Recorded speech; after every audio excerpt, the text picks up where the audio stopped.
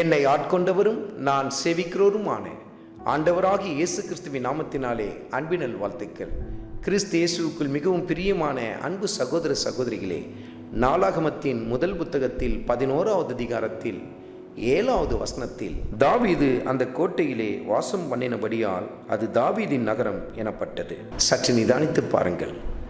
மலைகளிலும் கெபிகளிலும் தன் பிராணனை தப்புவித்துக் கொள்வதற்காக ஓடி ஓடி ஒளிந்து கொண்டிருந்த தாவீது, ஆனால் இப்பொழுதோ அவர் வாசம் பண்ணத்தக்கதாய் கர்த்தர் ஒரு கோட்டைக்குள் கொண்டு வந்து அவரை நிறுத்தினார். பாருங்கள், எவ்வளவு ஆச்சரியமான ஒரு மாற்றம் பாருங்கள். தாவீதுடைய வாழ்க்கையை குறித்த காரியங்களை சாமுவேலின் முதல் புத்தகத்திலும் 2வது புத்தகத்திலும் சங்கீதத்திலும் நாம் பார்க்க முடியும். எவ்வளவு வேதனை நிறைந்த ஒரு வாழ்க்கையாய் காணப்பட்டது என்பதை நாம் பார்க்க முடியும் அல்லவா? அதிலும் மிக குறிப்பாக சாமுவேலின் முதல் புத்தகத்தில் நாம் எடுத்து வாசிக்கும் பொழுது தாவீது எந்த அளவுக்கு சவுலினால் துரத்தப்பட்டார் என்பதையெல்லாம் நாம் பார்க்கிறோம் அல்லவா?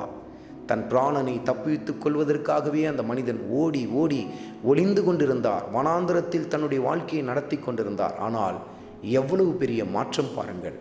கர்த்தர் அந்த தாவீதை கோட்டைக்குள் கொண்டு வந்து வாசம் பண்ணத்தக்கதாய் எவ்வளவு ஆச்சரியமான ஒரு மாற்றத்தை கொண்டு வந்தார் பாருங்கள். அருமையான மகனே, அருமையான மகளே, இன்றைக்கும் உன் வாழ்க்கையிலே நீயும் இப்படிதான் ஓடிக்கொண்டே இருக்கிறாயா? ஆண்டவரே, என் வாழ்க்கையில் நிம்மதியே இல்லை, என் வாழ்க்கையில் பிரச்சனையின் மேல் பிரச்சனை வந்து கொண்டே இருக்கிறது, ஒன்றை மாற்றி ஒன்று என் வாழ்க்கையில் தொடர்ந்து வந்து கொண்டே இருக்கிறது என்று சொல்லி கலங்கி கொண்டிருக்கிறாயா? நிலையற்ற ஒரு நிலையில் நீ காணப்பட்டு கொண்டிருக்கிறாயா?